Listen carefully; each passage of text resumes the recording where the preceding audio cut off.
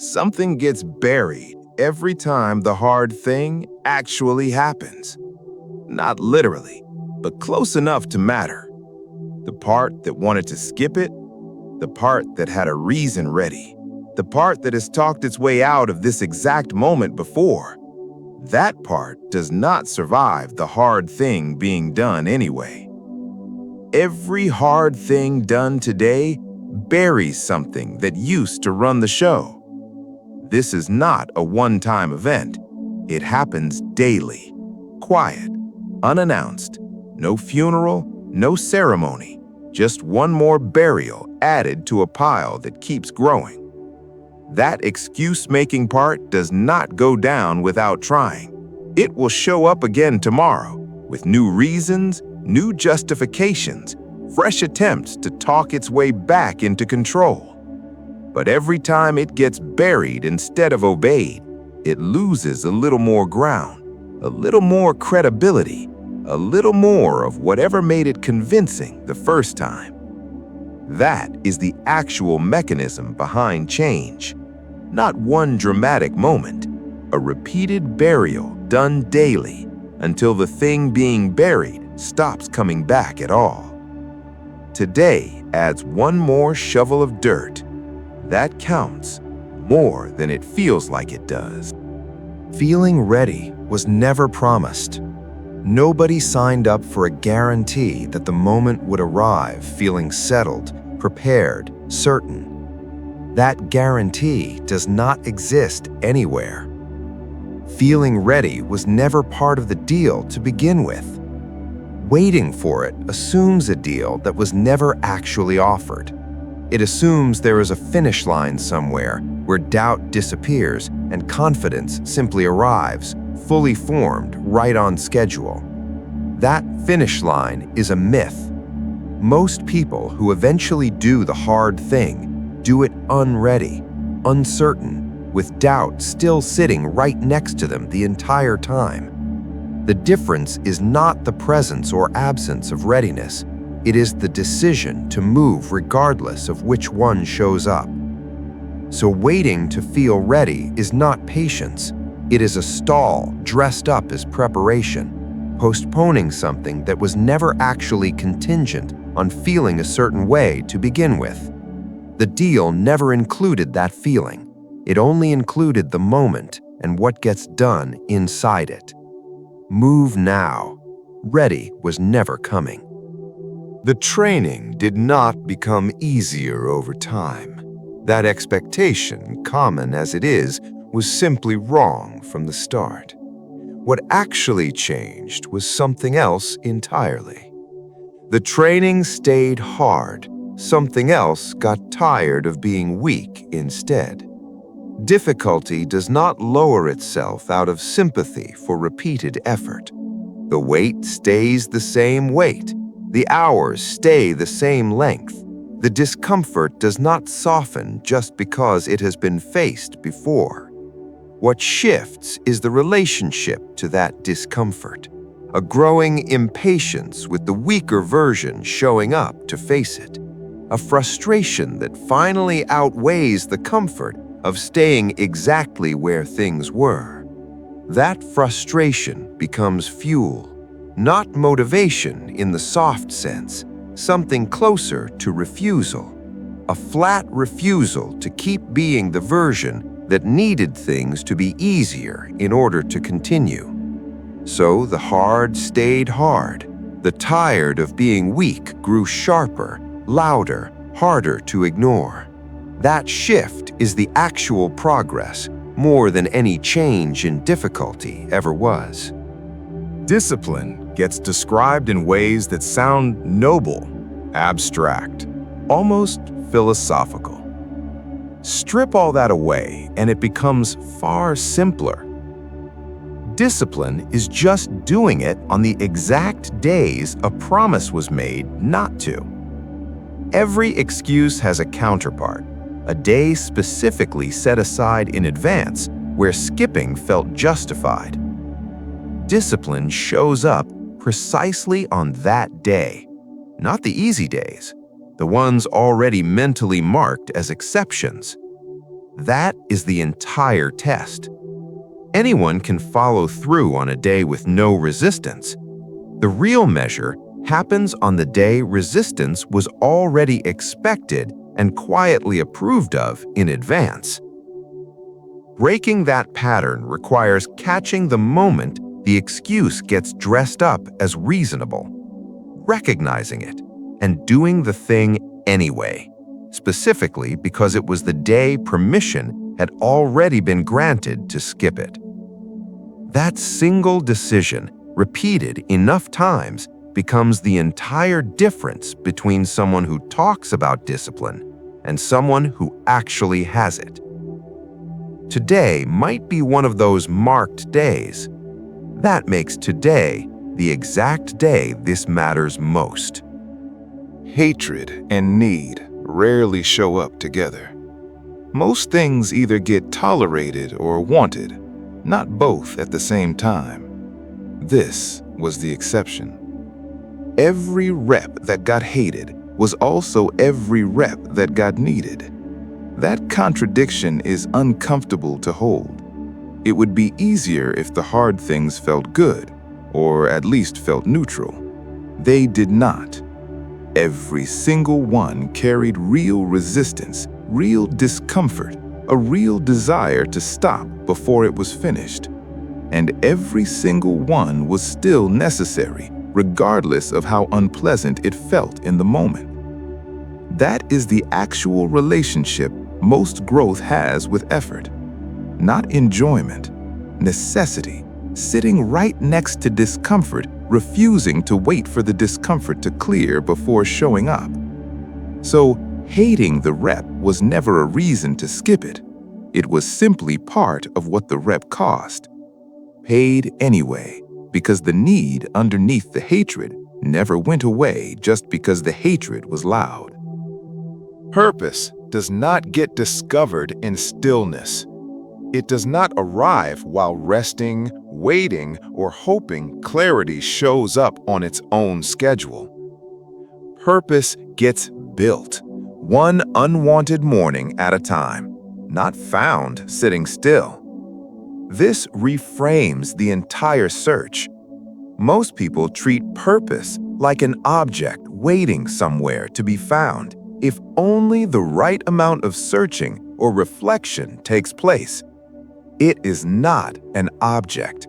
It is a structure, assembled morning by morning through repeated effort that rarely feels purposeful while it is happening.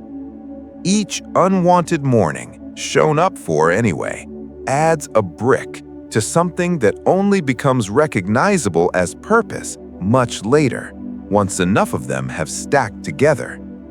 There is no shortcut that skips the stacking, no reflection deep enough to substitute for the actual mornings required.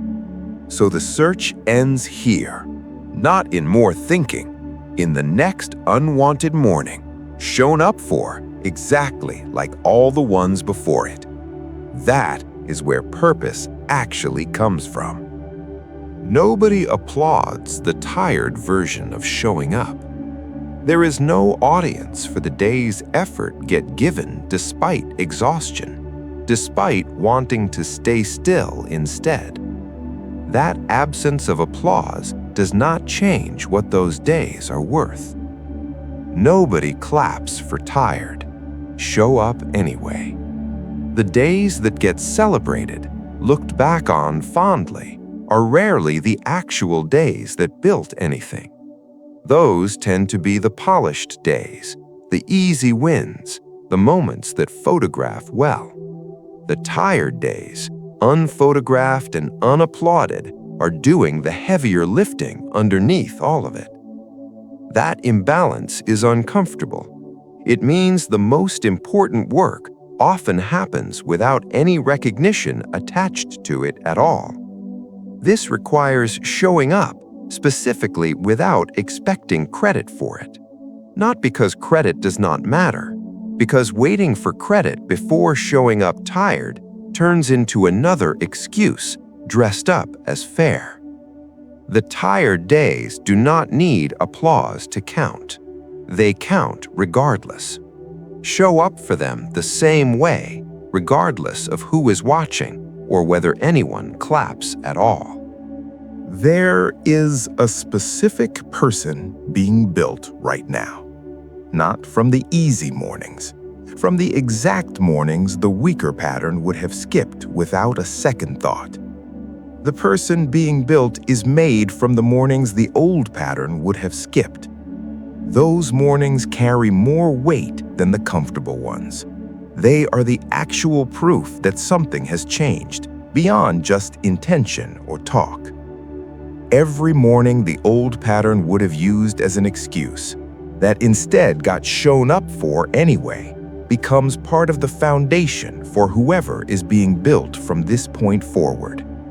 That math is simple, but rarely accounted for honestly. Most people credit the dramatic moments for change.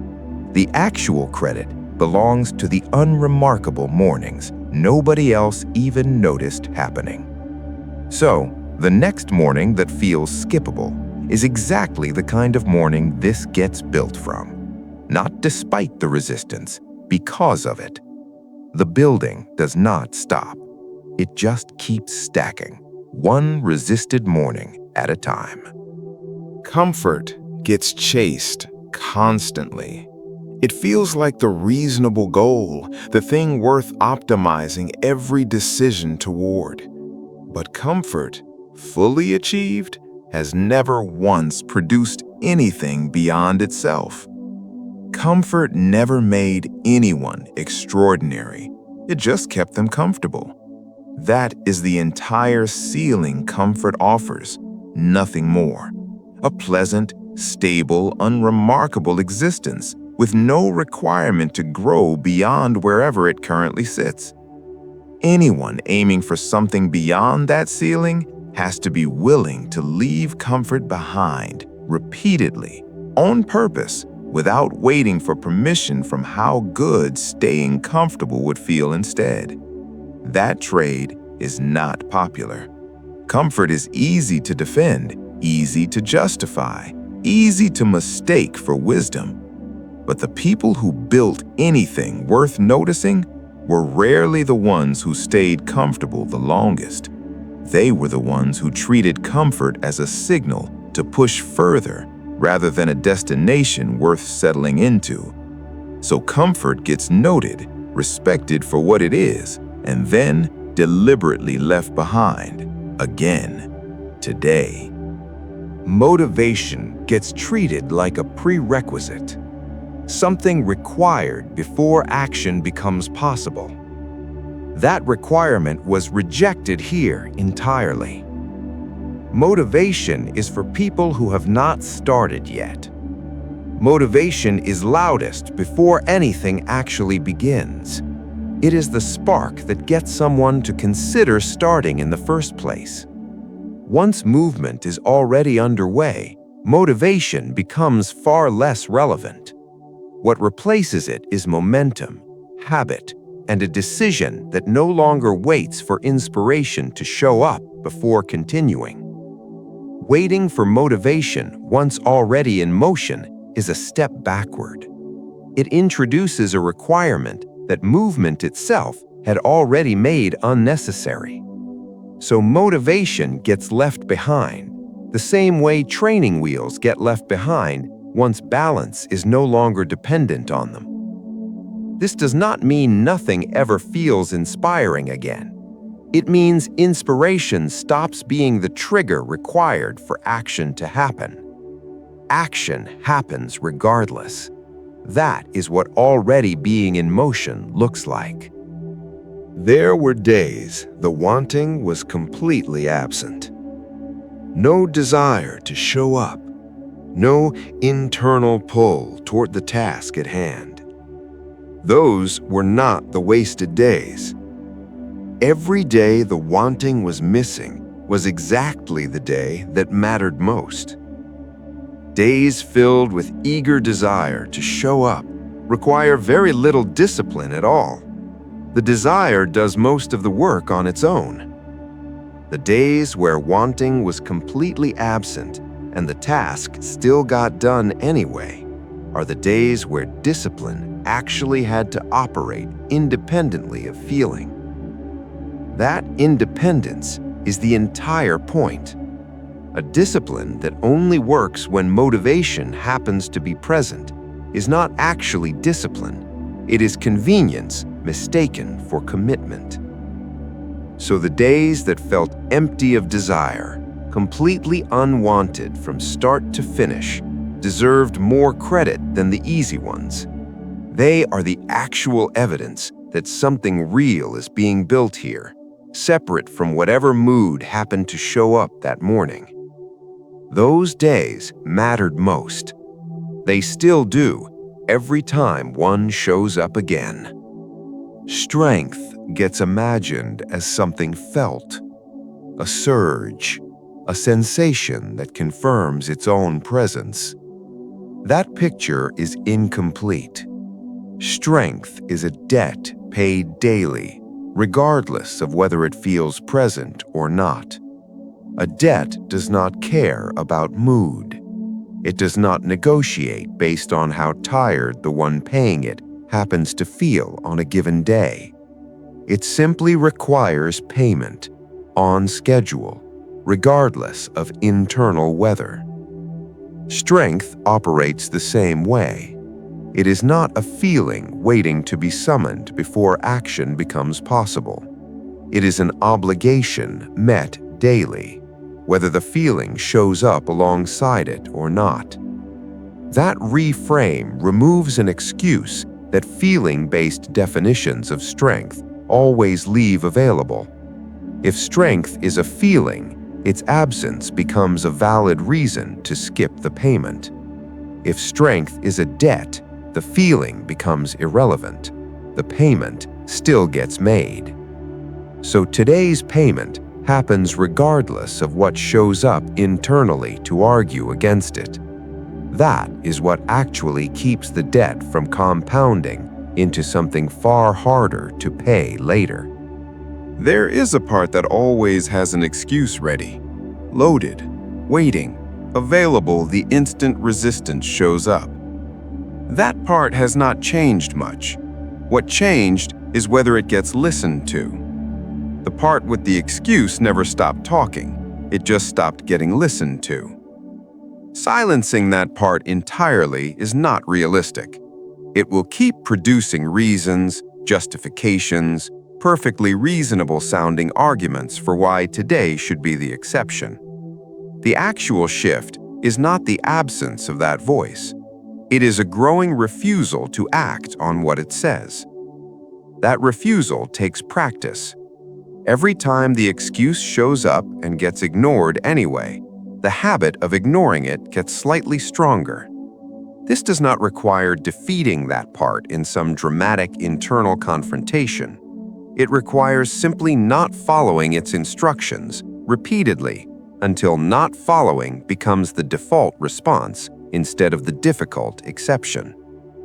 The excuse is still there. It will probably always be there. It just does not run things anymore. Talent was never the target here. Chasing it directly would mean competing on a field where the starting conditions were never equal to begin with. A different target replaced it. This is not about chasing talent. This is about outlasting everyone who depended on it. Talent gets people started quickly.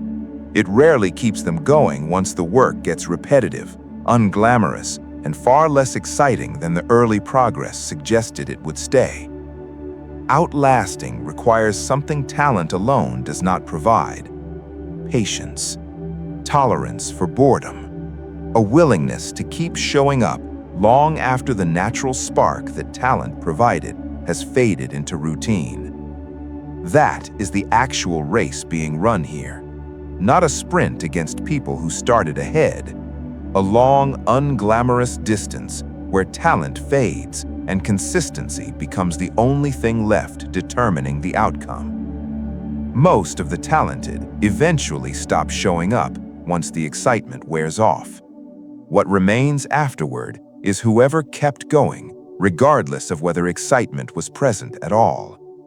That is the target, still being chased every single day this continues. Some days, the entire process feels like punishment. Heavy, joyless. Nothing about it resembling anything that should be pursued voluntarily. Those specific days carry more significance than they appear to. The days that feel like punishment are often the exact days the work is actually working. Growth rarely announces itself through pleasant sensations. More often, it shows up disguised as exactly the discomfort that makes someone want to quit. That discomfort is not a sign something has gone wrong. It is frequently the clearest sign that something is finally being challenged enough to produce change. Mistaking that discomfort for failure leads to quitting at the exact moment progress was closest to happening. So the punishment-feeling days do not get treated as evidence to stop. They get treated as evidence to continue, specifically because comfort was never going to produce what discomfort is currently producing instead. That reframe does not make the discomfort disappear. It just changes what the discomfort means while it is happening. Enjoyment was never the requirement for training to continue. If it had been, this would have stopped a long time ago. A different requirement is actually running things. Training does not happen because it feels good. It happens because quitting feels worse. That comparison matters more than enjoyment ever could. Enjoyment is optional, inconsistent, and unreliable as a long-term foundation. The discomfort of quitting, once fully understood, becomes far more motivating than any pleasant feeling training could ever provide. That discomfort is specific. It is the knowledge of what stopping would mean, the version of life that follows giving up, the slow erosion of everything built up to this point, traded for a short-term relief that quickly turns hollow. That trade has already been evaluated and rejected. Repeatedly, every time training happens despite not particularly wanting to. So enjoyment stays irrelevant to the decision. What remains relevant is simply this: quitting is the worse option every single time it gets considered honestly. Becoming something different does not start with a grand gesture.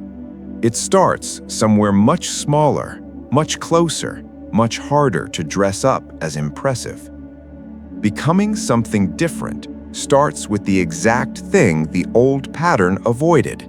Today, not eventually. That specific avoided thing has been sitting there for a while, postponed, rescheduled, pushed to a tomorrow that never quite arrives the way it gets imagined. Today is the only day available to actually do anything about that. Tomorrow, when it arrives, will simply become another today, carrying the exact same temptation to postpone again. Breaking that cycle requires treating today specifically as the day the avoided thing finally gets faced. Not because today feels different, because today is the only day that actually exists to act in. That avoided thing, faced today instead of postponed again, is the actual starting point for everything that follows. There is no other entry point available. This is the one. The body wants rest. That want is legitimate, not imaginary, not something to dismiss entirely. But another want exists alongside it. The body wants rest. The future wants results. A choice gets made between them, repeatedly. Both wants are real. Neither one is wrong to have. The conflict comes from the fact that satisfying one fully every time it shows up often comes at the expense of the other. Rest, given every time it is wanted, produces comfort. It rarely produces the specific results the future is asking for. Results pursued without any rest at all eventually breaks something that needed maintaining. So the choice is not absolute in either direction. It is repeated daily, weighing exactly how much rest is needed against exactly how much the future is depending on what gets built today. That choice does not get made once and settled permanently. It gets made again tomorrow and the day after, every time the body's want and the future's want pull in different directions. Today, the future got the larger share. That choice stands.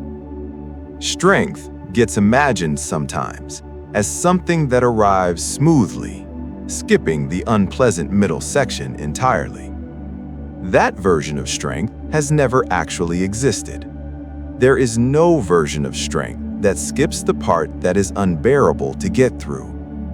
Every form of real strength, examined honestly, includes a stretch that was genuinely difficult to survive. Not metaphorically difficult, actually unpleasant, actually demanding, actually tempting to quit during. Looking for a version of growth that avoids that stretch entirely is looking for something that simply does not exist anywhere. The unbearable part is not an obstacle blocking the path to strength. It is the actual mechanism that produces it. So instead of searching for a way around that stretch, the more useful approach is accepting it as a fixed requirement every single time strength is actually being built. That acceptance does not make the stretch less difficult. It removes the wasted energy spent hoping a version without it might eventually appear. It will not. The unbearable part stays included every time. There used to be a question asked constantly: do I feel like doing this? That question got replaced. The question changed from how this feels to who gets built if it does not happen. The first question depends entirely on mood. Mood is unreliable, shifting constantly, rarely aligned with what actually needs to happen on a given day. The second question removes mood from the equation completely. It asks instead about identity, about who shows up tomorrow if today gets skipped, about what kind of person gets built from a pattern of skipping exactly this repeatedly every time it felt inconvenient. That question carries more weight than the first one ever did. It is harder to ignore, harder to talk past with a convenient excuse. So the daily decision no longer waits on feeling. It waits on the answer to a different question entirely. Who gets built one way or the other depending on what happens next?